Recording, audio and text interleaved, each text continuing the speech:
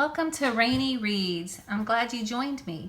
I'm reading some Christmas stories today, and this one's called Daddy's Surprise Christmas. It's a book by Creative Child Press, and it was written by Susan Karnofsky. It's just a short little book.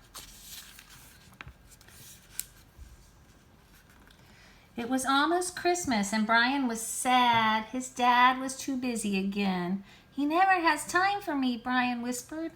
"He's a famous scientist, Brian," his mother said. When his dad got off the phone, he said, "I've got to leave right away." "I understand," his mother sighed. "I'll be waiting for you here." "I won't," Brian decided. "I'm going with you." An hour later, a special limousine was there to pick up Brian's father. Nobody noticed Brian. Everyone was too busy. He climbed into a special crate. It was padded and air-conditioned. It was designed to hold very sensitive measuring equipment, but there was lots of room for Brian. The limousine drove to the airport. No one knew Brian was aboard. Oh. Inside the crate, Brian fell asleep. Shh.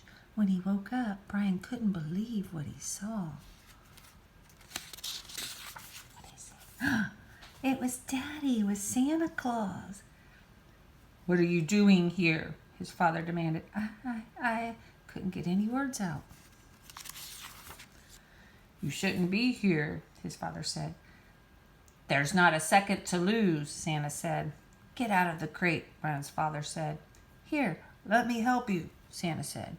Brian watched his father walk off with Santa. Everyone seemed so busy. They went to research and development. "Dad!" "Not now, Brian. I'm too busy. Go play with the elves in the workshop."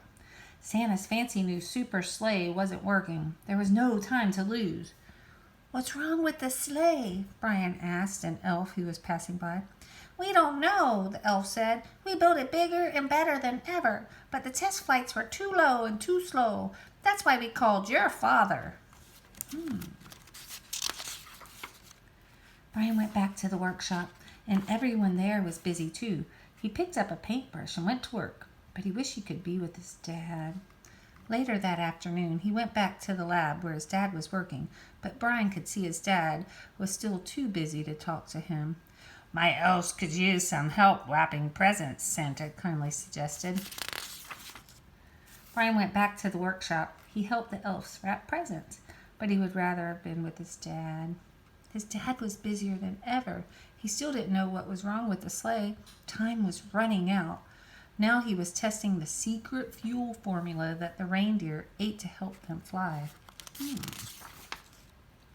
Brian followed the elf into the kitchen. He watched while busy elves mixed and cooked reindeer food. Meanwhile, back in the lab, Santa and Brian's father were busy searching for the problem. Brian knew he couldn't bother his father. He walked outside into the cold air. Across from the workshop, he saw the reindeer stables. Elves were there, busy like everywhere else. Brian stepped inside, and there were all the famous reindeer. "Hello," Brian said. Prancer shook his head, hello. Dancer stomped a hoof. Donner winked. Rudolph blinked his red nose. "You guys are the first ones to have any time to talk to me. Everyone's so busy here," Brian told them. "I know," Prancer agreed. "It wasn't always like this." Brian ran back to the lab. Santa and his father looked tired and worried. "Dad, I think I found the problem. It's not the sleigh, it's the reindeer. They told me they were very sad because Santa's too busy to spend any time with them." Brian's dad and Santa looked at each other and smiled. The reindeer were excited to see Santa. Santa was happy to see them too. He didn't realize how much he had missed them. He hugged each one and talked to them for a long time. Brian and his father looked happily at Santa and his reindeer. "Thanks, Brian," his father said. "You solved the problem. You're Daddy's best helper." It was almost Christmas, and Brian felt very, very happy. He was there with his dad.